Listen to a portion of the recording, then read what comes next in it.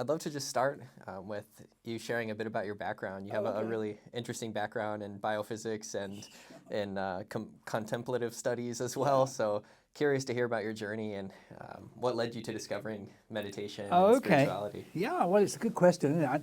So, oh my God, you want the whole thing, do you? I'm ancient. Well, I would love to go into some other topics too. So, yeah. Well, I tell you what. First of all, let me just turn the damn phone off. Okay, so, well, I actually met contemplative studies, Buddhism, when I was at university at Oxford. Actually, that was in the 70s, and in that time, it wasn't exactly rare. Zen was around, Theravada was around, Tibetan Buddhism was rare. There were only a few Buddhists over at that point, Tibetan Buddhists. But I was very attracted, actually initially to the art, really. The art was just amazing.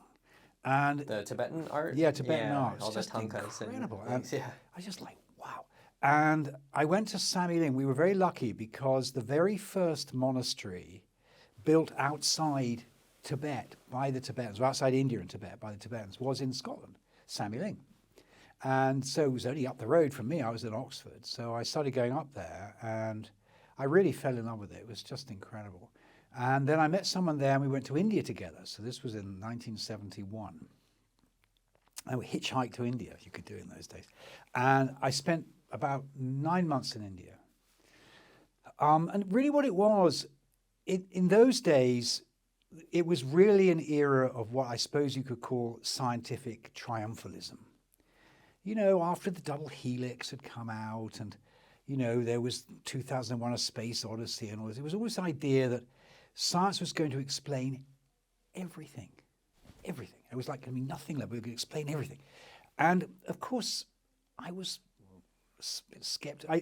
Initially, I was a believer.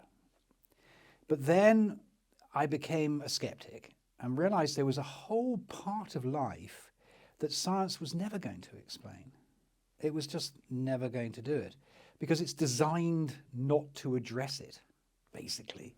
So the whole principle of scientific objectivity is that you as the experimenter are not part of what you're looking at, which means you're a black box. But you're you, right? So you are the black box? I thought the universe was a black box. No, you're the black box. And so science isn't designed to look at personal experience at all. It's designed not to look at personal experience, actually. It's considered to be a colorant or a distorter. And, you know, meeting a wisdom tradition, like whether it's Southeast Asian Theravada or it's, you know, Japanese Zen or it's Himalayan Vajrayana, when you meet these wisdom traditions, you realize they're really coherent. There's not just some bunch of mystic crap. This is really coherent. And so really from then onwards, my life was sort of alternating between these two polarities. But it took me a long time to come to what I think you could call a synthesis, realizing that actually scientific view and a spiritual view can work together. They can. And they do so when you realize that your subjectivity is not a random bunch of stuff. You can train it, but you've got to take it seriously. One of the problems, I think, with Western culture, and I am absolutely a Westerner. I am a complete fan of Western culture. I listen to Bach in the mornings, you know what I mean? Like, I am a Westerner. But one of the problems with Western culture is it's predicated in modernity on the idea that the subjective doesn't matter. And this is really comes from Galileo. Galileo started off saying that, you know, the famous dialogues of Galileo are all making a joke of medieval philosophy in which the subjective did matter, saying that the subjective merely names. It doesn't understand, it merely names. So he said, you can ignore it, basically. And that's really essentially where experimental philosophy has its roots. And scientific triumphalism is the direct growth out of that. But it's a mistaken view, actually. It's quite possible to marry an objective statement of the world with a trained subjectivity. You can do that. They're never the same. One doesn't explain the other. They work together. And of course, what that is the wise use of technology. That's quite literally what it is. And what we see in modernity is the unwise use of technology because there is no training of the subjective. And so as I've got older and realized this with more and more clarity, and as my own exposure to Tibetan views and Vajrayana views and whatever has deepened, so I've realized there really is an important task here. And in many ways, I'm now Dean of Dharma College. You know, I ran an esoteric school, that I restarted my scientific career and ran a laboratory for many years. And then I started a company looking at traditional herbal medicines and trying to make pharmaceuticals out of them. And then eventually I've come back, tick-tock, back into a Buddhist position. And now I'm Dean here at this college. And one of the things that we're doing here is trying to pioneer this, I guess you could call it a marriage. It's not really a synthesis, but it's to show that there's nothing wrong with having sophisticated technological explanations of the mind and, of course, developing technology, but that will never replace what it's like to be you. And what it's like to be you is not some random collection of stuff. It's actually a profoundly important topic that you need to take seriously. And if there was a dying wish I would have, it would be that in primary school, they teach what it's like to be you, along with reading, writing, and arithmetic. That's what's missing. And so people go into school full of the world and full of happiness because they're centered in themselves and happy. They come out as young adults totally alienated because the knowledge system they've been given never addresses them at all. It's just simply silent on the matter. And this is an appalling blind spot, I think, in our culture. And it just so happens that the Western world has now met these traditional Asian traditions that still retain this profound insight of what it's like to be you. And so I feel the other thing that's happening is as cognitive psychology and constructivist psychology and insights arising out of the hard sciences are becoming more sophisticated. So what they're actually doing is confirming point by point things that meditators said 2,000 years ago. So quite clearly, if you train yourself correctly, you can see things the way they are. It's not random at all. So again, I find that deeply important. And so where I've come to now is a position where the kind of enigma of being a young scientist meeting Buddhism has finally become a solution. I can see that these insights, and I don't just mean Buddhism, I mean the Asian wisdom traditions, have a lot to offer to the most technological versions of Western culture. Mm-hmm. And that's really what we do now. And you know, I'm scientifically trained. I'm probably at the level of a good amateur now because I'm years out of running my own laboratories. But nonetheless, you know, I did study I ran a laboratory for 14 years. You know, I do understand how it's done. And I can see the great virtue of the objective method that experimental philosophy has. It's a useful technique, but it's a tool-making technique. And just like you wouldn't try and paint a picture with a penknife, so this tool is not necessarily going to be the best tool for everything. And a lot of the problems that people run into when they read statements made by people about scientific discovery is the intuition that there's something incomplete. And then they either say, oh, the scientists are lying, they know the truth but they're not telling us, or science is useless and the earth is flat. It's neither. The scientists are not lying, they don't really know the truth, they have a penknife. But we, as wise people, can train our own subjectivity, we can develop an internal ethics, we can be straightforward, and we can use a penknife for what a penknife is good for. That's what I hope will happen. And if that does happen, we'll see a marriage of religion and science. Mm-hmm. That's how it'll be. Yeah, it makes me think about there's somewhat of a dead end with science. Maybe dead end isn't the right word, but it's trying to put everything into an objective view, removing the subjective experience. Yeah. but all experience is subjective. There's Absolutely. not an experience one can have that Absolutely. isn't filtered through these, five Absolutely. senses and the mind. So I think that these Eastern traditions have developed a type of science that explores the subjective self. Yeah. And that's one of the great contributions that they've had is exploring this nature of the self. But they have different views on what that is. In Buddhism, there's, even among different Buddhist traditions, there's different views on what the self is. So I'm curious what it means to be oneself in that context. It's obviously a deep question, but what is the nature of the self, and how does that the understanding of the self affect our experience? Okay, so the various bits to this. So the first thing is this word truth. It's very interesting, this. So scientia is the study of truth.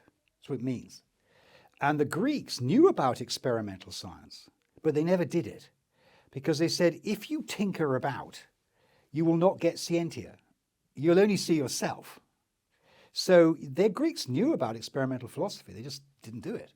So one of the problems, I think, with the way science is presented, more by journalists actually than by scientists, honestly, is that somehow modern science is scientia, but it's not, because it's experimental. So inevitably, it's going to mirror the intentions of the experimenter. And of course, now with quantum mechanics, this is now in common parlance. Everybody understands this now. We're seeing ourselves.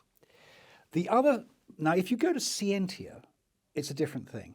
Then you're talking about, how do I engage? Now, when you look at different traditions, they have different views of how to engage. That's true. And you can't objectify those views. They belong within their own traditions. So one of the things that's happened is, because most of Western contemporary culture is Semitic and comes from the Semitic religions, which are largely revealed religions, they look at the Asian traditions and think, well, they must be revealed as well, so there's some sort of book they're all reading from or something. That's not the case at all. In fact, the word religion is really a poor word for most of the Asian traditions. They're lineages, is what they actually are. And if you say, take the Gupta emperors, for example, in 5th century or 4th century India, they were supporters of Buddhism and Hinduism. That wasn't because they were broad-minded. It was because there was a lineage of Buddhism and there was a lineage of Hinduism, and they kind of wanted to see how they worked. It wasn't a religion in the way we understand the word. And indeed, I don't think Buddhism is a religion at all. It's a lineage. A lineage of what is the question? Now, of course, I can only speak with any confidence about the Buddha Dharma. I can't speak with confidence about the other Asian traditions. But one of the key insights within the Buddha Dharma is that we construct our experience. Now, of course, constructivist psychology is built on this idea now, but this is a very, very ancient idea. We're not a camera. We construct our experience, and our experience is conditioned by that process of construction.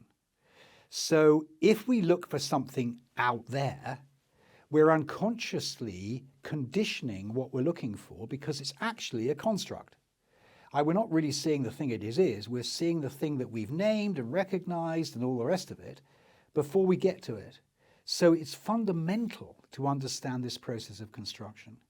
That's true of all the Buddhist traditions, and it's also true of Neo-Vedanta, and it's true of Taoism, that many of the traditions have this insight that somehow we are profoundly involved with what I suppose you could call the here and now, or the world, both terms of which are actually references to a constructed reality. It's not to say there's not a reality, it's just to say the bit of reality we get is conditioned by us. So we're still looking in a mirror. Now, none of these traditions are experimental in the true sense. That's to say, we don't do experiments and see what happens.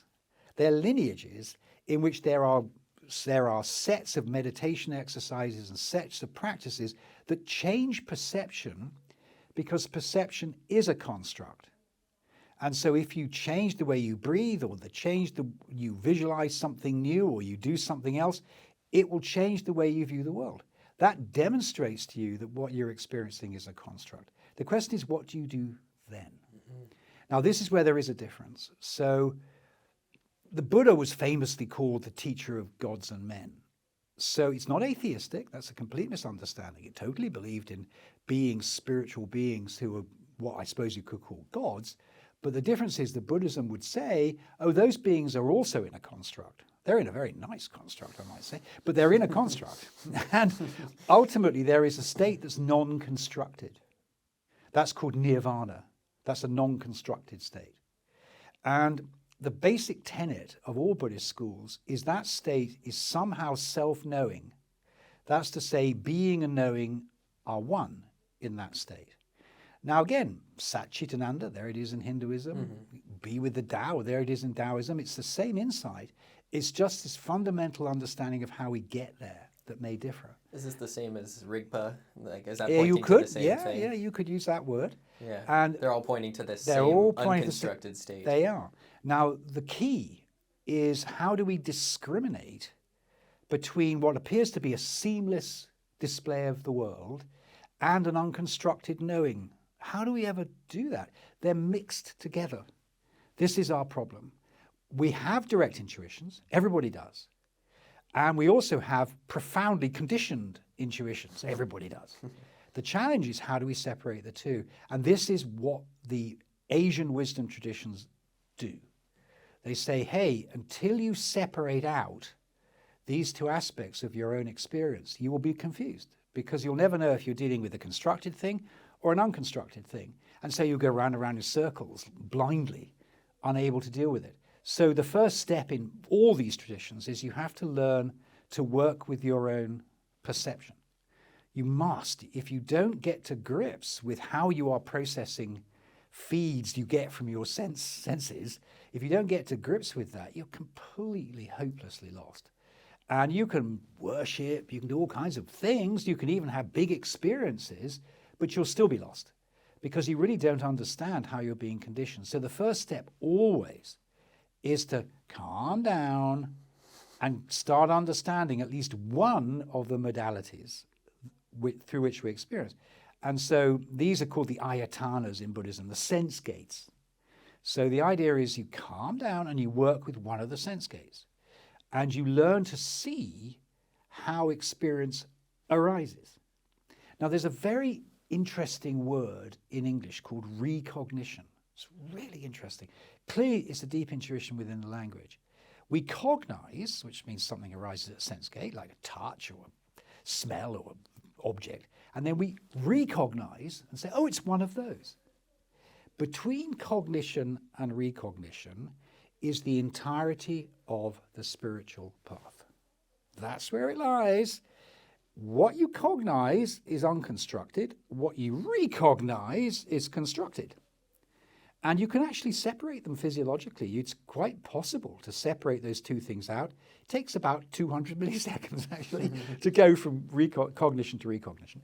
And in that process, all the conditioning, all the ideas, all the stuff gets laid on top of the cognition in the recognition. Now, that recognition is associated with naming. Normally, we say, oh, it's one of those. I recognize that. We're using it in our common language. But that process of recognition is a profound construction. If we begin to get to grips with it and learn not to react to the construct, but quieten so we can see the original cognition, we find we're only processing 5% of what's available. Most of it's being filtered out. Now, God, Lord, every week there's another article about this. There was one 2 days ago in Google, big discovery. The brain is predicting what happened based upon what it experienced 5 minutes ago. Yeah, I mean, this is not exactly news. But the fact is that the constructivist program in psychology is recapitulating this insight bit by bit by bit and realizing profoundly the process of recognition is a process in which we lay the past on the present and recognize it. Now, if you think about that, if your past is guiding your present, you're going to go round and round and round in circles, which is called samsara. That is quite literally what it means. Yeah. We're going round and round in circles. And the older you get, the more narrow that series of circles becomes. So you know one thing, you know it well, but you can't do anything else because, and that's what getting old is. So a lot of the exercises that are in these traditions is to broaden out and slow down so we can start to see recognition. What sees recognition? Innate intelligence sees recognition. Once you do that, your innate intelligence can start to operate without being conditioned. Now, this is where the fundamental ground is. Call it Satchitananda, call it Rigpa, call it the Tao, whatever you want to call it, doesn't really matter. Call it the grace of God, it's fine. But that fundamental ground is what everybody is going for, in the hope that if they could reside there, then although they would use their recognition, just like science uses knives, you would use your recognition to do things and identify things, you would find yourself in a state of cognitive freedom. You call that freedom wisdom, you can call it liberation, call it whatever you like. It's just a name for a state in which the conditioned is not the first thing that happens to you. So if you live in recognition, if you have an experience, that appears to be the first thing, but it isn't. It's a recognition. The first thing is lost. When you start recovering the first thing, then your recognitions become tools. And you suddenly go, wow, I've got all these choices I didn't know were available to me. I'm free of my own trap. And that is quite literally, the other meaning of nirvana is nirvana, prison. I'm free of a prison, which is my own recognitive, I call it reflexive reactivity. It's the reflex of recognizing before cognizing. And this seems to me to be a fundamental unity behind all the Asian traditions. And the path of meditation, that's its primary aim, to get there. Once you've got there, all kinds of things become possible. But until you get there, you're just in a hall of mirrors where all you're seeing is yourself in various ways. Mm-hmm. So is the aim to, or is it possible to directly cognize without the recognition, or is there always the recognition? Like you say the first thing that's there, is that first thing this knowing, innate intelligence that no matter what experience arises is the recognition? Or is it possible to immediately cognize without the recognition of all of these conditioned perceptions or this prison? I'm curious if you can elaborate on that. Okay, so again, another unity in the Asian wisdom traditions is what is effectively a via negativa. Neti, not this, not that. Yeah. Why did they say that? It's because recognition names, recognition dates, recognition puts you in the picture.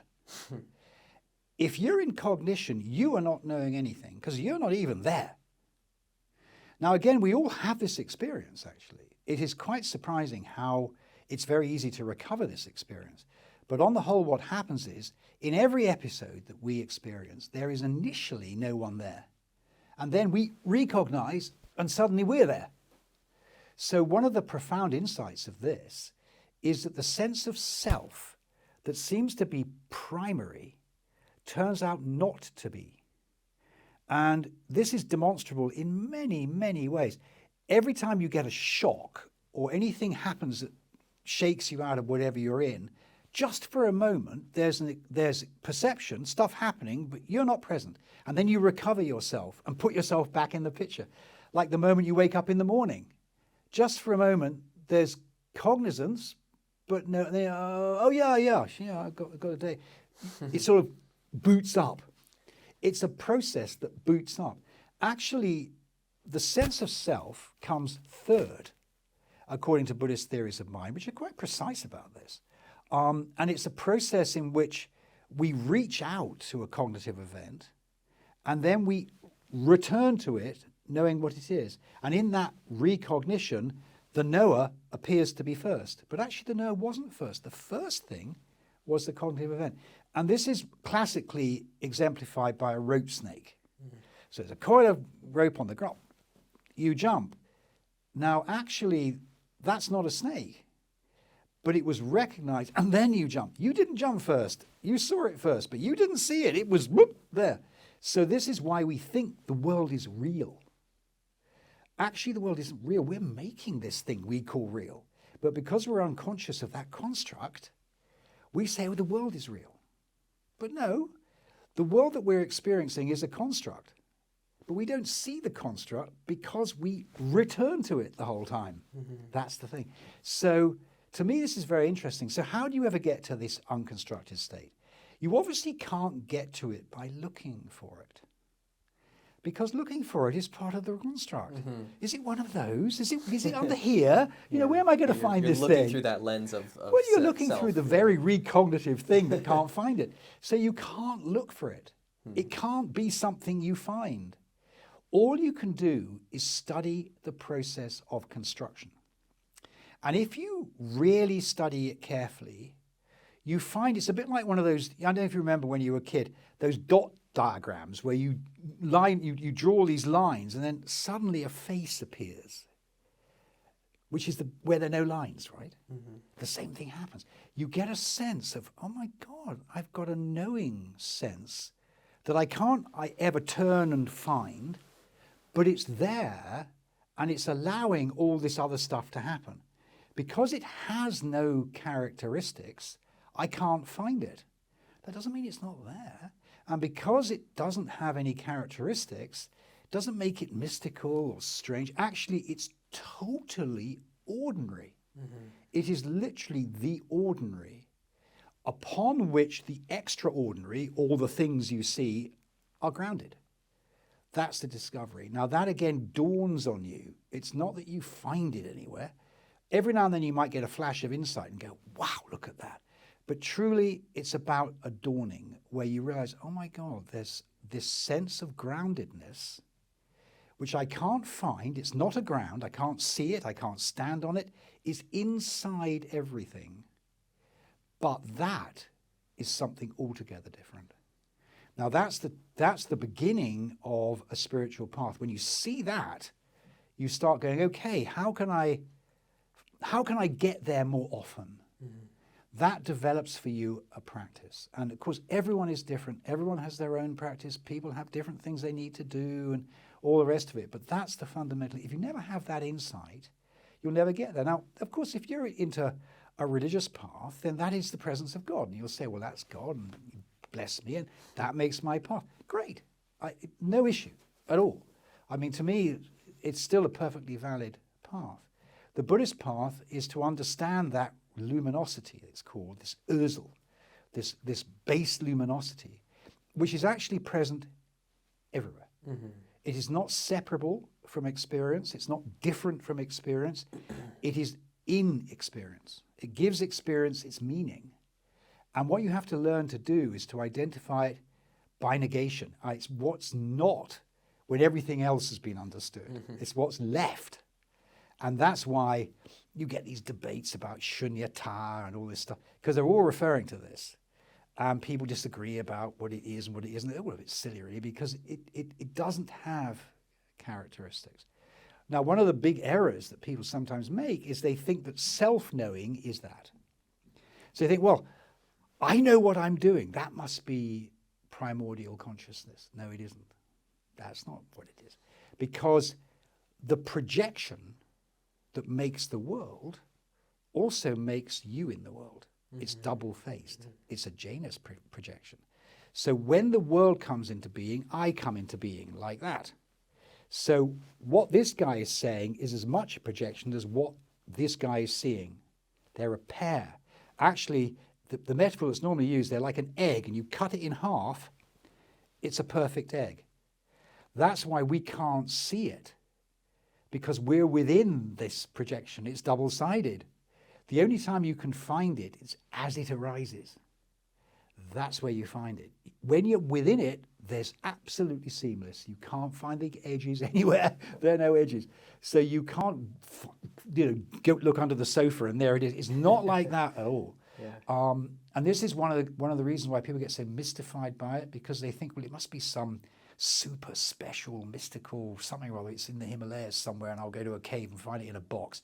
It is not that at all. It's right here. Yeah. Actually, it's in that 200 milliseconds.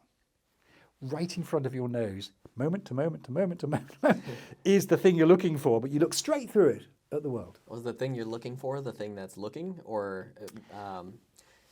Well, no, the thing isn't looking. It's not doing anything. Because what I have quite a bit of questions that come up around all this.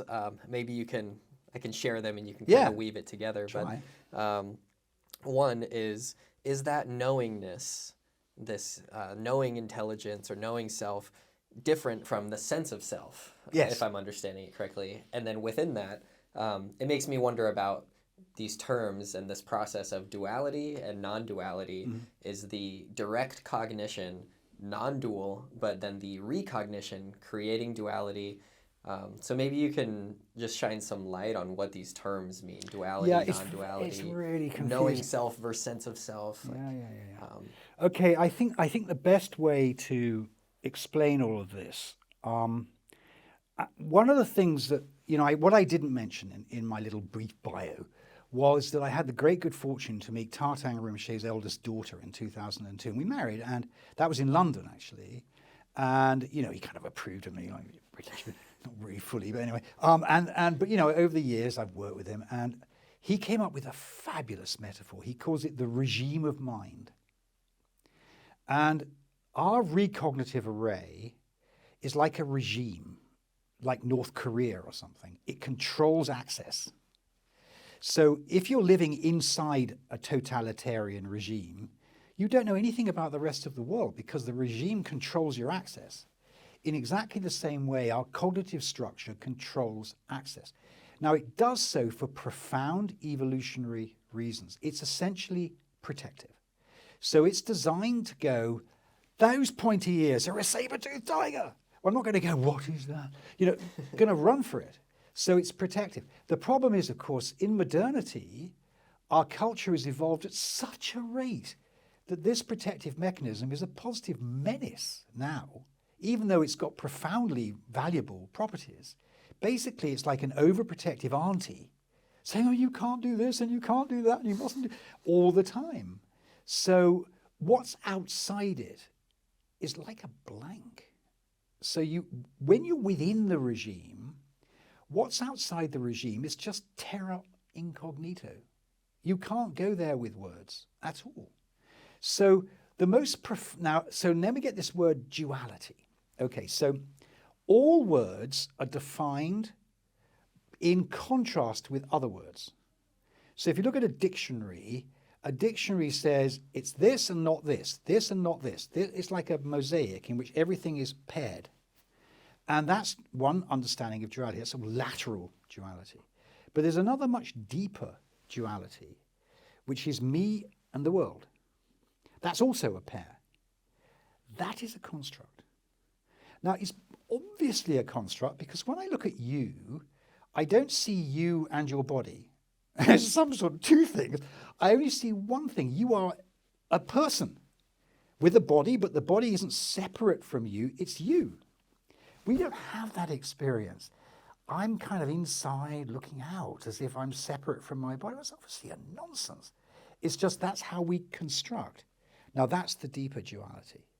So when we realize that, we start going, okay, so I get the duality, light, dark, red, whatever it is, all these different male, female, all these pairs. That's one duality. But that's actually not the profoundly interesting one. The really interesting non-dual is I'm one. I'm not two. How come I think I'm two? That's because I'm recognizing. Two being self and world. Self and world, self and other, me and you, whatever. Always paired the whole time. How come I don't realize that? Because I am recognizing. Now, once you start getting into it, then you can find yourself going, wow, I can move my arm. No one's moving it. My arm's moving because I am my arm are one. I don't have to say I am, my arm is moving. It's like that. There isn't a sense in which I am inside pulling levers or something. Mm-hmm. This is a ridiculous situation when you think about it. And so again, it starts giving you an insight into what I suppose you might call practical non-duality, which is the fundamental realization that living, being, and cognizing are one. They're not separate at all. There's no sense in which the brain is a computer and consciousness is a computer program operating some machine, which is the AI metaphor. All these metaphors are absurd. It's clearly not the case. We are one thing. We're a body, mind, brain thing. And we are a single entity. And once one gets that, then the question is, why on earth are we reifying a world like this? That's because the regime of mind wants to protect us from doing stupid stuff. Fair enough, get it? Regime of mind is not an enemy. The ego is not an enemy. The ego is merely a naming mechanism. So Richard Dixey, this English guy living in California, a whole bunch of names, it's just a mechanism to locate me in my memory. And my memory is of one thing happening. And then this mechanism goes, oh, you were there, and you were there, and you were there. And that's how we construct a sense of self going through time. But it's a construct. If you go to any one of those memories and say, well, where was the I as separate from the actual event? It wasn't. It's merely a label. So when people say, oh, I'm fighting my ego, I'm fighting my sense of self, it is literally like saying, I've got a word called cup. I'm fighting the word cup. I'm going to destroy this word cup. This cup is causing me a problem. It's like that. The ego doesn't exist in actuality. That word's not actually there. It's not actually there. Yeah. So people say, oh, you Buddhists are so nihilistic. You've got no sense of self. When there's no sense of self, what happens to you? The answer is the sense of self is merely a name. Nothing happens to you because it was never there in the first place. It's a construct. And so this is where you can marry psychology and all of the experimental psychological techniques with spirituality. So, oh my God, this is just two views of the same thing. And when I ask the question, what it's like to be me, the most unhelpful thing to do is to go look. Because looking is just taking my rarefied sense of self and selecting that little bit to find out what it's like to be me. Really what you have to do is drop all of that and let me happen. Now, whenever you express it, you will immediately fall back into dualism, of course, because you will use words which are dualistic and there will be a me in the world which is dualistic. But that doesn't mean that the perception of what it's like to be me is dualistic. So again, there's no non-dual means of expression. Expression is inherently dual. But experience is always non-dual. So I sometimes say to people, just go and sit in front of a flower or a rock or something and tell me what word encapsulates the entirety of the experience. It's absurd. Yeah. No word could conceivably, because it's non-dual. It's actually there. It's not very complicated. So the problem is we're so trapped by an educational system that obsessively names everything that we fall for the illusion that somehow words are going to express everything. But of course they can't possibly. It's a ridiculous idea.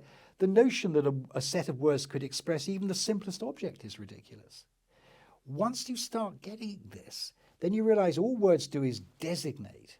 So pass me the fork. The fork is not the word fork. The fork is something separate from the word fork. Don't get fooled into thinking that that is the fork. We're designating with words. This is the difference. And again, getting sophisticated about this and understanding it reveals a whole layer that we normally ignore. And within that layer is a profound happiness, because so many of the problems we suffer from are constructed by word arrays that say this should have happened and it didn't, so I'm unhappy. But actually the this that should have happened was itself only a designation. And once one breaks through the designation to what lies beneath it, there's no grounds. And this is one of the reasons why the Buddhist path always talks about suffering. It's not because Buddhism is negative and worried about suffering. It's because it is the misunderstanding of this process of designation that causes suffering. And once you get free of it, then you don't suffer. You may have problems. There may be things you need to fix, whatever, but you're not like, oh, why me? You know, all this stuff that is what is the essence of people's unhappiness. And when you look at modernity, we're all walking around with these mobile billboards called mobile phones, being our consciousness is being, our attention is being adverted by devices that capture us and try and sell us stuff.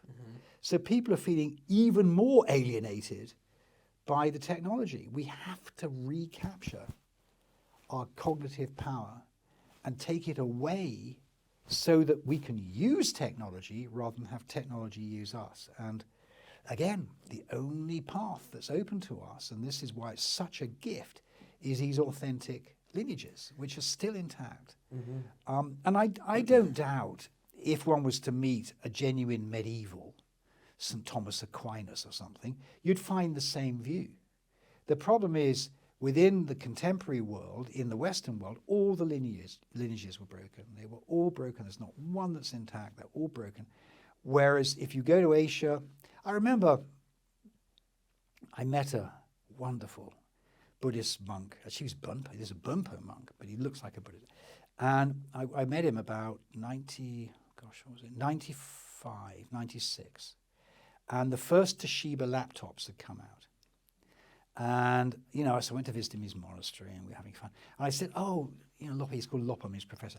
I'll give you my laptop so you can, you know, run your monastic affairs, etc. He said, well, thanks. I said, you won't understand what this is, you know, gift of my culture to you, or some arrogant kind of crap. He said, oh, thank you. That's a skillful means.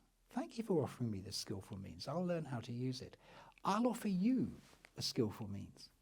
It was so cool. He was totally unfazed by this thing. I'll offer you a skillful means. You can use your computer to write it down. And then he gave me this incredible teaching over the course of 3 weeks, which was based upon a lineage. And he said, well, this goes back at least 2,500 years, unbroken. Wow. And he wasn't, you know, and I thought, wow, I really haven't got the plot here. I'm thinking I'm the guy with all the goods, right? This guy's good. Thanks, thanks for the penknife. Here's some ancient 2,500-year-old goods for you. And that's what we don't have. Yeah, we've lost that. So that was a teaching that you wrote down. Yeah, it was called The Heart Drops the Dharmakaya. It's a book that was published. Okay. And it was the whole thing was so revealing. It was so cool, honestly. Well, this naturally. I mean, I have so many questions. No, I'll just finish that off because this is a typical example of timing. So we do this book, and then he says, you know, I've been invited to speak in Madison Square Gardens because all the Buddhist schools are coming together, this event. What shall I talk about? I said, you should talk about this. I said, oh, it's a good idea. So he goes and talks about this, and then a publisher, and this is literally within a month of him giving me this thing, comes, have you got any books? He said, yeah, I've got this one. So cool. Just effortless. Just like, you know, it's like, what is this going on? And that just shows you the sort of effortless, you know. He wasn't unimpressed, but he understood in the bigger picture what it means.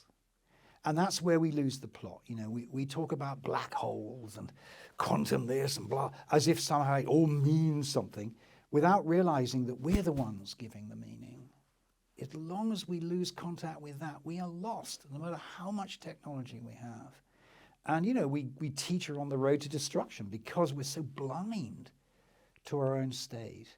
And it's that is the deep message, really. Once we get wise to this, we become conscious consumers. And of course we want to do the science. It's great. I mean, fabulous. But we know what we're doing. And that's the thing. And that, to me, that's the most important part of it, really. And knowing what you're doing turns out to be innate. It's not something you learn. Common sense is a remarkably effective tool, I must say.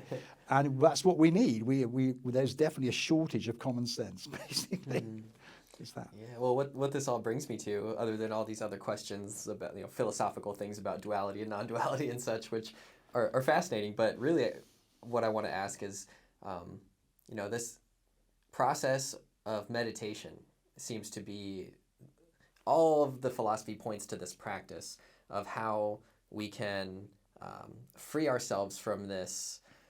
I forget the word you use, like the Prison. The prison, essentially. The regime. Regime of the Tyranny. mind. Yeah, exactly. So how does meditation help with that process? And perhaps more importantly or foundationally, what is meditation? Because I think everyone nowadays has heard the word meditation, but a very few, a small percentage of those people really understand what meditation is, why one should meditate, what the benefit is, the context of it, and how it can really help free one from that prison. Okay. So I think you could say, using modern language, that we are born with a 6-channel parallel processor without an instruction book. So we get the 5 senses and we get thoughts and imaginations, all bombarding us continually the whole time, no instruction book. And we copy our parents and look around and get words, but we just have to make it up. We've got no idea. I mean, no one's saying this is what we should do. So what meditation is about initially is trying to get a handle on reflexivity. Because reflexivity shakes us up, as reflexivity would. So the metaphor that's normally used is we're like a glass of water with some dust in it, and it's being shaken all the time. So the water's all cloudy and turbulent, and we're kind of reacting to this and reacting to that. The proper word is adverting. We're being adverted to this and adverted to that, which is where the word advertisement comes from. They're designed to capture you and make you look. And we're bombarded with it. I mean, not just adverts. The kids now, every single time they go to class, they're given a grade out of 10. It's like it's just relentless judgment. This, got to do this, got to do that, it's all obligation, judgment, being pulled this way and that. So as a result, we're very turbulent. So because it's 6 channels, it's a lot to handle. So the first step that in meditation, so what is meditation? So meditation is learning how this thing works, really. So you've got this video thing and you're going, well, what's that button doing? What's that? You're trying to work out what it does, right? So you've got 6 channels. So the first thing to do is say, well, let's just take one, because the other 5 are too much for me to handle right now. So all meditation techniques say, okay, first concentrate on one thing. It doesn't matter which of the channels. You could take the sense of vision, you could take the sense of touch, you could even take the sense of taste if you wanted to. But the normal ones that people start with is vision and touch. So either you take the sense of touch of your breathing on your nose, for example, or you might take a candle and just look. What you're learning to do is to get control of your concentration, because our concentration is brittle. It's being pulled this way and that, like quicksilver. And we have to learn, no, just look, just do that, don't do anything else. Let's take a candle, you just look at the candle, keep coming back there, keep coming back to the candle. And gradually you develop the habit of being able to what's called rest your concentration on that thing. Having got to that point, we've achieved the first step in meditation. We've taken the first step down a path of meditation.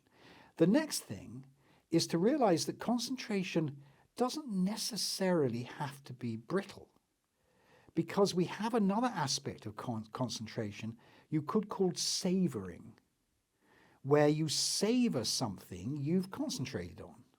Now, again, in modernity, people don't. They gulp their food down, drink their coffee, run off to work, wear Google glasses while they're doing something else. It's like, it's insane. There's no savoring anywhere.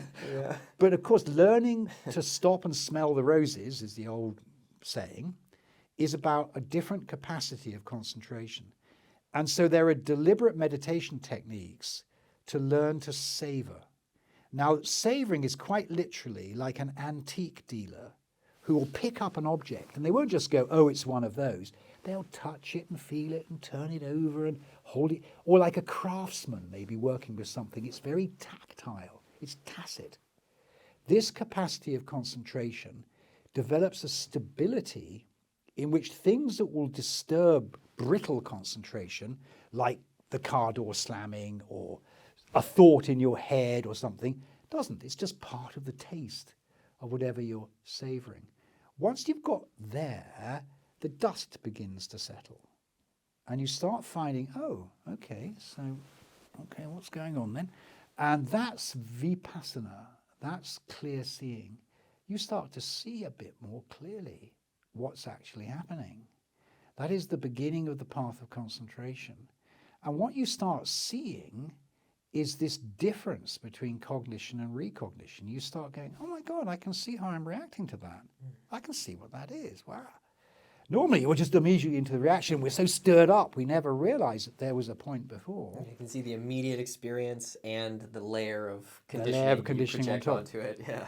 And what we realize is we're living in a narrated experience of the world in which Richard Dixey, the hero, is fighting his way through obstacle after obstacle that's coming his way, and whatever, he's succeeding and failing and happy and sad and this and that. Oh my God, this hero who's having to fight his way through the world is actually a construct. Yeah. He's not there at all. It's just a way of making sense. It's like the cup, the word cup. Yeah, it's like the word cup. Yeah. And so once you start seeing what I call the heroic narrative, then something very interesting happens, because you realize that all our premise that the spiritual path is meaningful is predicated on the hero. It's the hero who becomes a Buddha, sitting under the Bodhi tree, becomes a Buddha. It's a heroic act. And you go, okay, I'm the Buddha now. And you think, no, I'm not the Buddha now. I'm still Richard. There's something wrong with my narrative. The meaning I am looking for is me. But I know I'm the problem. Yeah. I'm going round and round in circles looking at myself in the mirror. Yeah, I think a lot of people embark upon a spiritual journey to inflate this hero, Yes. to be the greatest hero, And and then it very quickly humbles you. It does. And the hero doesn't even exist. The hero doesn't even exist. And then you embark upon a very interesting exploration, because you can no longer be guided by your sense of meaning. Now, your sense of meaning is actually a construct. I'm a British guy living in America. I have things that mean things to me that Americans don't agree with or don't even know exist, probably. Yeah. And so the meaning is a very, very kind of, temporary phenomenon, as to what's really meaningful for you. So that's a very interesting moment. Now, in faith religions, it's called a crisis. But in the wisdom traditions of Asia, it's called that's the opportunity, because it's there that you break free of a narrated spiritual path into the potential of an actual spiritual path. Now, the actual spiritual path is we are full of what in psychology are called loaded vectors. In Buddhism, it's called kleshas. These are learnt reactivity.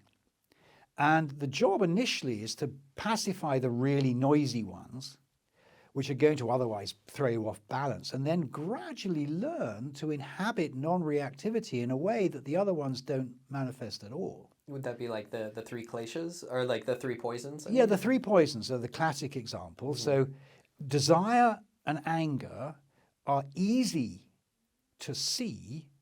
Well, they're pretty easy to see. And as a result, through a path of effort, they're pretty easy to conquer. You can calm them down. The one that's very problematic is the third one, called ignorance, because ignorance is hard to see. Now, it's actually very easy to pacify, but it's hard to see. Now, what is ignorance? Ignorance is ignorance of the process of recognition. We don't realize that we are recognizing. We don't realize that our innate intelligence is being occluded, covered over by a recognitive world of words, moment to about 20 times a second is the rate of refresh. It makes me think of, it's like we're wearing a colored shade of glasses, Exactly. looking around, we have no idea that we're wearing this colored shade of glasses, and trying to see what the real color of things is. Yeah. But it's even worse because it's blinkers. It's not just glasses. There are things we just don't see because our blinkers won't allow it. The regime of mind doesn't want you to see that. That's irrelevant material. And again, big discovery about 3 weeks ago. Oh my God, we're filtering our experience. Yes, indeed we are. So that's the beginning of the path of meditation. And then we start realizing, I've got all these capacities that I never knew I had. Now, meditation is a tool. It is not an end. Meditation is a way of beginning down a road of fulfilling human potential. And in fact, great masters don't meditate much at all. because they've done it. They've got there and then they act. They're not actually meditating much. If you read the history of the Buddha, half an hour a day maybe. I mean, like that, not like 12 hours or something. Very little. I mean, initially he did until he got to this. Well, insight, this is what's so ridiculous. So we have these Buddha statues. Yeah. But actually, I want one of him brushing his teeth because he did that a lot more than meditate. It's honestly true. And all we get is Buddha sitting and Buddha walking. Yeah. We don't get Buddha doing anything else, but he did a lot of other things. Why don't we get those as well? And so there's this very weird image that people have that somehow this path is one of passivity, but it's not. Actually, as you learn to savor experience, you learn to open the sense gates until you can have all 6 going and you can savor them all. Mm-hmm. You don't have to be all stuck in a darkened room looking at a candle. Yeah. You can actually live in the world. What's that called? Embodiment. That's without recognizing. Without Well, of course, what happens is... Or at least aware of the process. You're aware of the process. So the process is reflexive. It's never going to stop. Thoughts are always going to arise. The question is, are you going to be entangled by them? Are you going to get mixed up with them? Or identified with them or not? And as you go down this path, you find yourself getting less and less identified with all the red lights flashing because you realize, oh, okay, red light flashing. Is there really something wrong? Oh, no, there isn't. Okay, forget that. That's the thing. And that's the innate intelligence beginning to manifest. And they always say first impressions never lie. If there was a goal I have, is to live in first impressions. The first impression never lies. And when you meet someone, it's very interesting, this, a good exercise. If you meet someone, you get an initial readout. And then normally it's, what's your name, where do you come from? But the initial readout's incredibly revealing, that very first impression. Now, young children have this, which is why young children will go, Daddy, what's that? Points like, oh, I didn't know you saw that. And it's that capacity to point at something significant. It's that direct knowing. That direct knowing. And kids have it. They're very alarmingly perceptive. And this is where we're going. And once you begin living in that state, then the whole way the world is configured changes. Because the world, remember, is just the bit of experience that we are experiencing and a bunch of inferences about what other people might be experiencing. We have no idea if it's true or not. We just think they are. And what happens when you begin to live in first impressions is the world begins to constellate around you. Because you are the cognizant center of everything that happens to you. You always were. It's just you continually left yourself into a map. You finally recover the territory.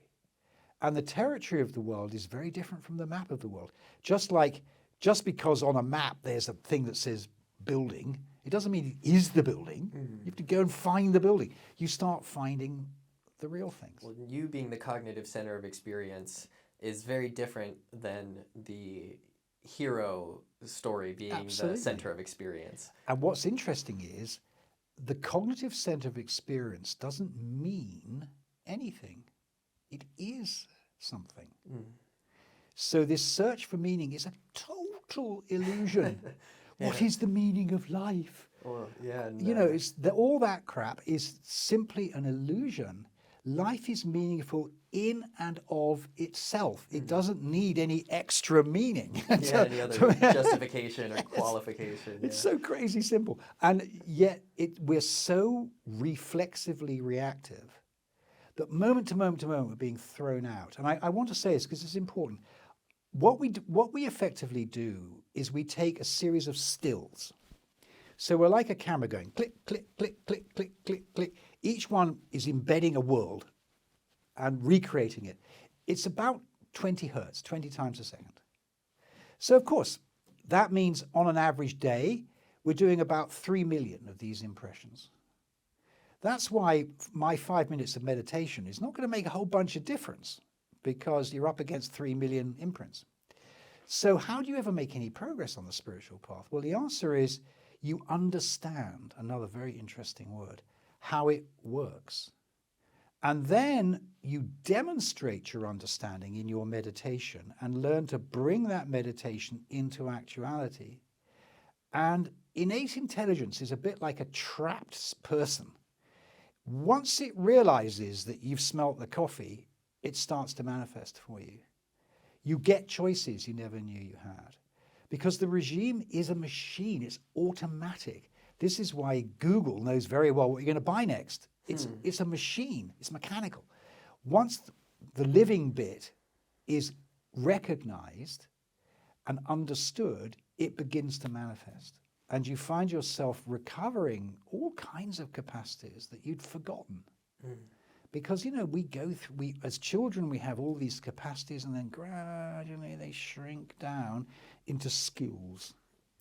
And what we've done is we've lost all that flexibility that children have. And what we really want to do is to bring that childlike capacity to just do anything into our adult sophistication. It's like it reminds me of the beginner's mind term. Beginner's mind, exactly. We become a beginner again, and we realize we were always a beginner. That sense of I know what I'm doing is just a construct. It's not real. We know it conceptually. We know it conceptually. We don't even, I mean, it's just conceptual. So the whole duality, non-duality thing is very exciting, but non-duality is not a destination. It's a maybe not recognition now that I have a different understanding of that word, but it's a understanding of this process of conceptualizing the world, and that creates the duality. And so when it's unconstructed and non-conceptual, there is just this knowing, immediate, direct experience. And it's embraced. Now this is the last bit of this. Once you get here, then you realize, okay, so how does conceptualization actually work? You step back to get a perspective. So conceptualization is to step away from experience, to isolate, to armor yourself from experience so you can work out what it is. What happens when you begin to see this is you start to do the reverse, which is to engage in experience. It's quite the reverse. Now that brings about a very interesting transformation. You realize this is actually an ethical process. The willingness to engage is about courage. You don't engage if you're afraid. In fact, you step back and work out what it is. So you realize, oh my God, that's why it's called the fearless lion and all that. That's what all that fearlessness business is about. Because you're fearless in the face of arising experience. The total openness. Yes, and then you find to your surprise that you're nice. You're not nasty at all. You're actually a nice person. We are naturally nice. And, you know, one of the tragedies of the news is because the regime of mind is protective, all people want to hear is bad news. Good news isn't news. All the regime wants to know is 55 people were killed in Texas. What they don't want to know is today in Berkeley, at least 500 people did a good thing to a stranger. They don't want to hear that because that's good news. All they want to hear is the bad news, even if it's nothing to do with you and it's 5,000 miles away. That's not the point, it's bad news. And actually, people are kind. If you fall over in the street, a complete stranger will pick you up. Don't even think about it, just straight away. It's not like, oh, you pay me or something. It's straight away. So you realize, oh my God, my innate behavior is kind. I'm not a nasty person at all. Actually, I'm kind and I'm generous. It's all perfectly normal behavior. This is the extraordinary thing. And really, recently there have been a couple of really interesting studies of this. One is by the book called Human Kindness. Do you know this book? By a guy he's a Dutch guy called Rutger something or other. And anyway, it's an amazing book. And what it does is it systematically examines the evidence for unkindness and finds again and again and again the data is actually false. A good example is the famous story of Lord of the Flies, where, you know, these kids have an air crash or something. They land up washed up on a desert island, then they create this hellish world where they're fighting each other. It's based on a true story. There were a bunch of kids. They were on a fishing boat. The boat got into some sort of problem. They land up washed up on a desert island. When they were found 6 months later, there was a hospital, a school, and they were completely harmonious. The whole thing was made up. About it being like a chaotic nightmare. Absolutely. Yeah. Another example is an amazing book called A Paradise Built in Hell, which is a journalist examining what happens after natural disasters. It turns out, after natural disasters, that people create utopias. Everything, so the classic example is the 1908 earthquake here in San Francisco. The whole city is burnt. The place is a wreck, just piles of ashes. For the first 8 days, there was no civic authority, nothing. Clinics sprung up, schools sprung up, feeding kitchens sprung up, completely spontaneously. And then 8 days in, some military guy turns up, this is disorder, and puts in control. Wow. But for the first 8 days, there was nothing but no crime, nothing. That's our natural state. And so we are civilized out of our natural state. And people say, well, what about all the bad people in the world? Yes, there are bad people, for certain. Unfortunately, so often when you actually look at their history, you can see why. It's not an accident. But there are so many more good people. Yeah. That's the crazy thing. And so realizing this is to realize, wow, I could become myself, and myself is exactly what I wanted to be. I don't have to become Mother Teresa. I am Mother Teresa. That's the point. Yeah. There's no need to say, oh, I've got to develop this positive quality and that positive quality. That's all complete nonsense. You have those qualities. And again, it's not about making the you as the hero, Mother Teresa. Exactly. It's just recognizing that innate quality. You don't even have to recognize it. You just yes, let go, Yeah. allow your first impressions to manifest, and you'll find you're nice and you're funny and you're inventive and you're kind and you're all of these nice things. All there, free. And that's, now in Buddhism, that's called Buddha nature. You discover your Buddha nature. It was always there. It wasn't given to you by someone. It's your innate self.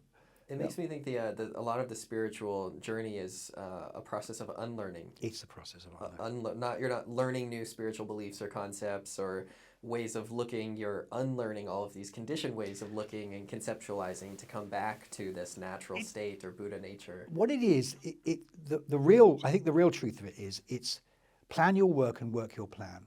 You definitely need to learn something. You need to learn how you condition experience. So then you can work your plan, which is to live your life. I think it is a bit of both. But ultimately, it's about becoming free of conditioning. But you can only become free of conditioning if you understand conditioning. Yeah. If you don't understand conditioning, and this is what went wrong with the hippies. The hippies got it. Everyone was square and stuck up, and you just have to drop acid and drop out. But that isn't enough. If you don't understand how you condition, then eventually the conditioning will reestablish itself, and the hippies turn into the yuppies, and the yuppies turn into Silicon Valley, basically, and now we all got mobile phones.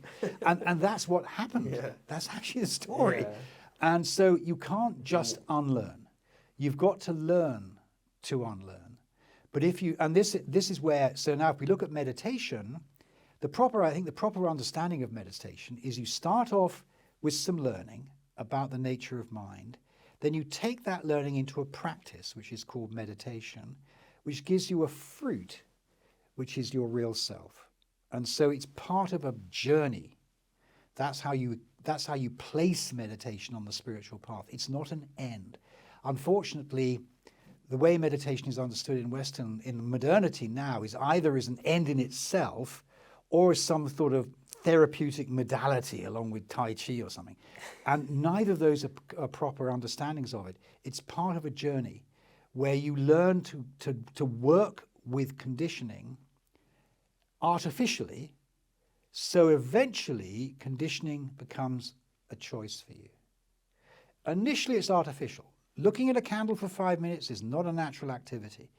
But in so doing, you gradually learn, okay, I get how conditioning is manifesting. I see it. And that ability to see is what we're really looking for. So they always say, little and often, don't sit for hours, you just go to sleep. Just little and often. What you're trying to train yourself is to see conditioning. And once you see it, obvious. It's like, oh, God, it's all the time. Yeah, the problem is so many people don't see it. They don't. Meditation allows one to begin to see it Well, and work with it. Yes, and unfortunately, however, a lot of meditators are just sleeping. So they're saying, well, I'm going to meditate for an hour now. You know, for the first minute or two I'm seeing, then it's just basically sleeping. I mean, they may have their eyes open, but they're just nowhere. Yeah. And it's just restful. It's nice. I'm not arguing. It's great. But it's not a cause of liberation. The cause of liberation, so ultimately, they always say, your obstacles are your greatest friend, because they're the things that enable you to see most clearly.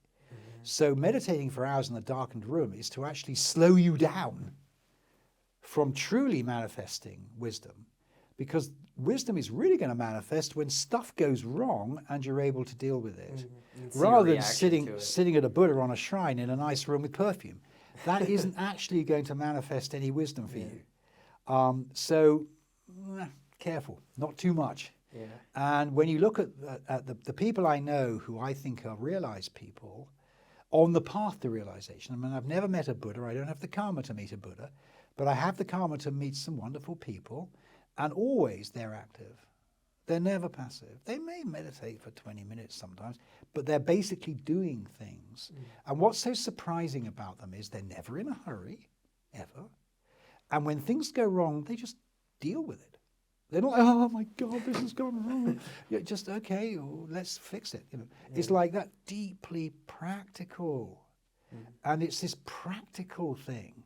So unfortunately, another distortion that's come in is this idea of Tibetan mysticism, that it's some mystical state that we're going to go to, some Sukhavati in the clouds, all this talk. It's profoundly practical. And when you see them working, you realize, oh my God, these people aren't mystics at all. They're practical people. But what they've done is they've freed themselves from reflexivity.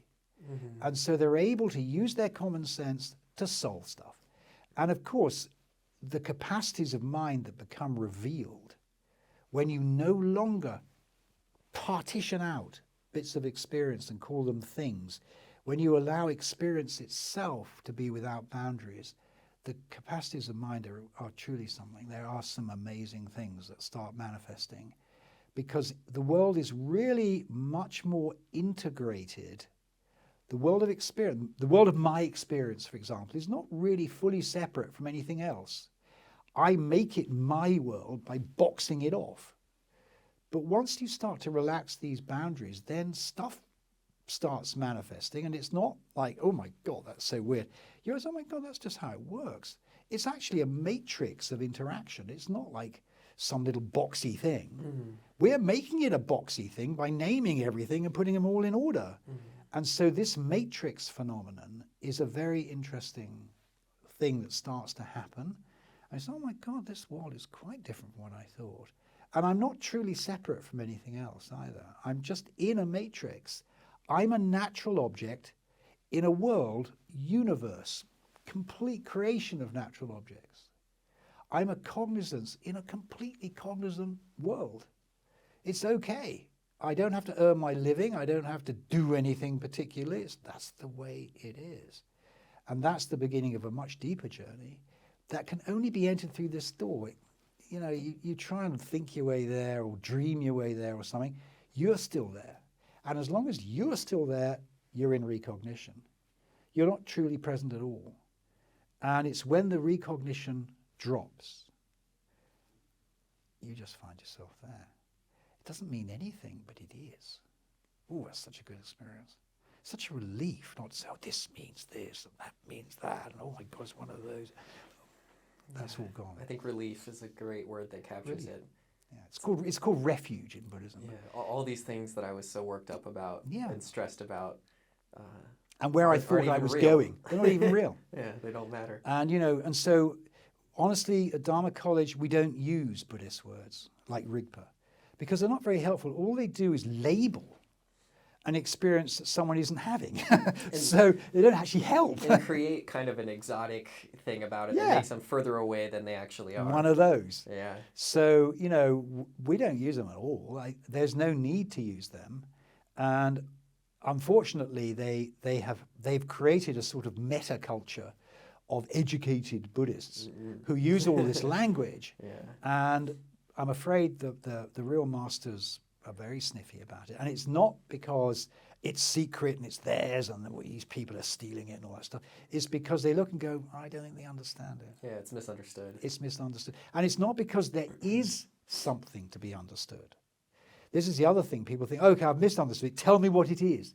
It's not an is and it's not an it. So your question is doomed from the very beginning because it's neither is nor it. Well, people are looking for a name and concept to define what's unnameable and non-conceptual. But also they're looking for something they can place in the array of their own projection. Yeah. And that's the problem. You have to say, no, you have to drop the projection. Then I can tell you what it is, but it won't be an it and it won't be an is then, will it? You won't have a projection in which to place this izzy, itty thing. Yeah, hence the emphasis on the netty, not Netty, this, netty. not this. Netty, netty is exactly it. And all these ideas go back to this profound epistemological realization that happened in medieval India, you know, in the Buddhist tradition of pramana, which means valid knowing, all of them come from it. And it was this deep recognition, okay, I get it. We're constructing with words. We have to understand the construction and understand what negation actually means. And that's where you get shunyata. You Emptiness. understand how what you're really negating. And you're not negating things. It's not empty of things. It is the projection in which things have a place that's the problem. And when one starts to work with this, it's a very deep journey. And, you know, there are 13.9, I think, million Buddhist commentaries. It's absolutely crazy. It's the Western archive of books is about 27 million, and the Buddhist archive is almost half the size. It's a bigger archive of commentary than the rest of the world's religions combined. Yeah. It's like crazy big. I was in Sarnath last fall, and I went to the institute. Oh, well, there you are. And Kempo Kunga showed me the library there, Yeah. and he told me, this is all of the texts that we are to study, Yeah. and this is all of the commentaries on these texts that we're to study. That's and it's an impressive library. It is, and that's just a subset, honestly. And it's Crazy. very interesting that there's so many books and words and concepts to help them profoundly understand the reality beyond all of the words and concepts. So now we get one of the most enigmatic things. The first skill of a bodhisattva is jigten chempa, which means skill in words. But what word's the obstacle? No, words are tools. Just like computers, rocket ships, cars, they're devices that enable you to get an insight. So you need words to designate certain types of experience. Then you drop the word and you've got the experience. So actually words aren't a bad thing. It's just being reliant on words is a bad thing. So we come back to the same realization. Oh my God. So I can use technologies, whether it's linguistic technologies or it's physical technologies like the mobile phones. I can use them if I am truly present. I think it's like not knowing that the map is not the territory. Knowing that the map is not most the of territory. us are unfortunately mistaking the map for the territory. And knowing why we map so reflexively and why the territory feels so real. Because that's the map and not the territory has been around forever. What I think has been lacking in much of the discussion about this is a proper understanding of why we get so confused. Because you thought, well, that's easy then, so I'll just go for the territory. No, you won't. It's not so easy to find the territory because the mapping is reflexive and even the looking is part of the map. So you're, oh my God, this map is seriously something. It's not really a map at all. It's a complete engram of mapping. Yeah. And getting free of it's hard. And so, you know, this is why, again, it's a process. You have to unlearn and not relearn. You have to unlearn and relax into a state which feels weird because you're not mapping, which means you can't answer the question, what am I doing? That's not putting it into a map again. Yeah, and I'm not doing nothing because that's also a map state. Yeah. I'm just don't know what I'm doing. And this is a very interesting realization. And it's exactly the same question as another deep question that everybody should ask themselves. So we're sitting in a chair and we say, how do I know I'm here? Really, how do I know I'm here? How do I know I'm here? Ask yourself that question and you realize the reason I know I'm here is because half an hour ago I was sitting over there. So how do I know I was over there? Oh, because 5 minutes before that I was sitting upstairs. How do I know I was sitting upstairs? You realize it's all a loop. We're constructing a sense of familiarity without any direct information at all. There's actually no way of knowing why you're sitting now. There is nothing. You've got no cues. This is all a display. I have no idea. I've nothing saying arrows or something. There's literally nothing to tell you where you're located. And that is true. That is a fact. We are completely without location. We are constructing a world map on an unlocated self. Now, this is why the map is so seductive, because it gives us a sense of being someone in the world and we got stuff to do and all that. So this familiarity with unlocatedness is fundamental. Again, this is another understanding of shunyata. You are really going into unlocatedness. What is the obverse of unlocatedness? Freedom. You're actually free. For real. You're not just a little bit free, you're totally free. But you imprison yourself all the time with the map. So you're free of the map, free of the... You're free, period. Yeah. No, Well, not just free of anything. That's a dualistic statement. Okay. You're free. In fact, you make a map that imprisons you, and it's not that you have to, you do so reflexively. That's it. You're actually free. So You're innately free. You are innately free.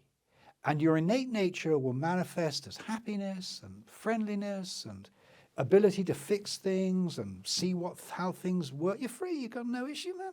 None. But we map. And that creates all the suffering, and why am I doing this? And I've got to go here, and I've got to do this. And all that's just a construct on top of an innate freedom. And again, when you look at young children, they're like, whoa, this is freaking great, man. I'm loving this. You know, they're completely free. We get trapped by our own cognitive process. That's it. That's the prison. It's self-made. No one made it for us. No one said we had to do this. That's a very interesting realization. And of course, you learn not to put your fingers in the fire. You learn that these cognitive processes are tools and they are helpful. But your innate state is totally free. We are not confined in any way. And we are embodied. That's it. This might be a dualistic statement, perhaps, but is that freedom... intuitively, it seems to me that freedom is independent of whatever may be happening or anything that arises in the experience. It just is. Just is.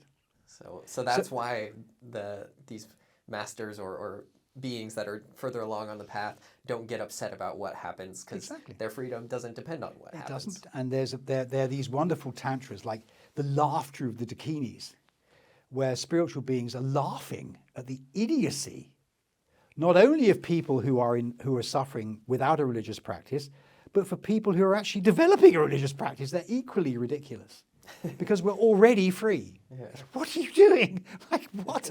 And you know, there's a famous thing that the fundamental state is one of freedom. And when you read these amazing writings about fundamental tantras, for example, they're always written from the perspective, a slightly perplexed perspective of absolute freedom, saying, what are you doing? Like, why are you doing this? Like, what's your problem? Like, you're free. You're like, hello, you in there? You know, it's like that. It's tapping on the window a bit, because we are totally trapped by our own process. Yeah. But it's reflexive. And so we have to respect it, and we have to realize that it protects us. Because although we are free, we are embodied, and our bodies are fragile. We're not strong. We're not well-made animals. Definitely, house cats are a lot more functional than we are when it comes to actually operating in the world. So we have to be careful. But we are actually free. So I think it's changing the context of using these maps as the tools that they are, and not allowing them to be tyrannically governing our experience. Understanding, as it happens, why we map. That's the thing. If we don't develop that capacity of innate attentiveness, it's called mindfulness, shmiti, but it's really remembering. It's okay, I see, I remember, I've got it. So we don't fall into, it's one of those, I've got to do this. That's why this word entanglement is used. It's like a thorn that's caught you and pulls you into its own little orbit. Yeah. So people say, thoughts really worry me. Thoughts are not a problem. The problem is our entanglement by thoughts, because we think they mean something. So this amazing 6-channel parallel processor is a difference engine that's always comparing this and that and this and trying to work out the best way to go forward. It's a fabulous piece of kit. But we're not that at all. We're totally cognitively free. So the other metaphor that comes up is it's like the famous the story of Aladdin. So the king or the vizier is sleeping on the throne and there's this advisor who's working everything out. And the fairy tale is that the king awakens and says to the advisor, you can advise, but I'm the king. It's like that. We're the king. We're not the advisor. The advisor can advise us, fine. But we are free. We, by right, are free. There's no original sin here. There's no innate sense of inadequacy. We are innately free. And even the most evil people were beautiful babies. Honestly, I used to show these in classes. People got upset. But the fact is that beautiful babies are a universal phenomenon. Yeah? What people turn into, unfortunately, is a result of endless damage to them.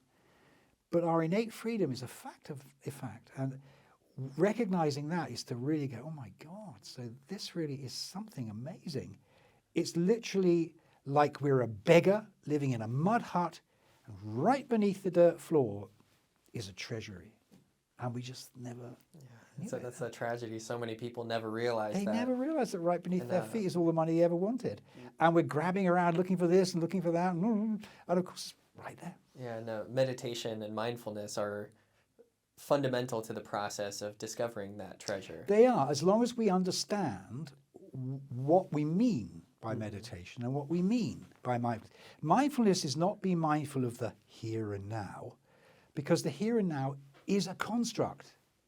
So unfortunately, the mindfulness metaphor has been mapped onto scientific materialism as if mindfulness is the Buddhist microscope that sees things the way they are. Once you start realizing that thingness and are-ness are both constructs, we realize that mindfulness isn't that. Mindfulness is not seeing the things the way they are. It's seeing the seeing that thinks that it's seeing the things the way they are. That's what it is. Once we get that, we are shrimiti, we are remembering our true state. That's the mindfulness. And all the meditation is doing is calming. So we're able to have that seeing. And the term is vipassana. It literally means vi, discriminative, passana, seeing. Seeing well, seeing clearly, seeing acutely, seeing things as they are. That's vipassana. There's no meditation on vipassana. It's a fruit of shamatha taken into everyday experience by mindfulness.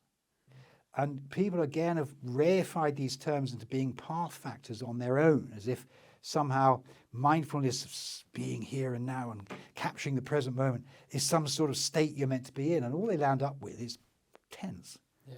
Because there is no present moment to capture. It's a misunderstanding. It's not like that at all. There's an absolute state in which there's no time whatsoever. There's no present any more than there's past or future. These are all constructs that we place on top of experience to give it meaning, to weave the narrative of the hero doing stuff. Once we drop the narrative, all this language falls away. And we're left with this, wow. It's one taste is what it's called. But it's not just boring like porridge or something. It's actually engaged awareness. And it's fun. And there's good things in it. It's like great, you know. But there's nothing that makes you want to do this or makes you not want to do that, or all that injunctive rope snakery, pushing you around, you know, to make you get this or not get that. Or, all that's gone. And you're left, okay, good. Yeah, I can see the freedom in that. It's humorous too. It's funny. There's a contentment that doesn't depend on any experience being a certain way. Sukha. I am mindful of the time right now, sure. Unfortunately. No, it's been a pleasure talking to you. You as well. And I there's so much more I would love to discuss in this, but one thing I would love to maybe close up with here is if you could just share a little bit about your book, the 3 minutes a day, and just make the viewers of this aware of that so that they can continue on this inquiry, because you frame all of this in a way that's really helpful. It's really practical, down to earth, makes sense that it's a process. It's not just meditate forever and that's the answer. It really makes me think of the Buddhist term of understanding of these teachings are a raft to get to the other shore. And I think the one shore is the recognition, the other shore is cognition. And once you're in that state of unconstructed cognition, you don't need to carry the raft around with you. Well, it's So sweet of you to give me a plug for this book.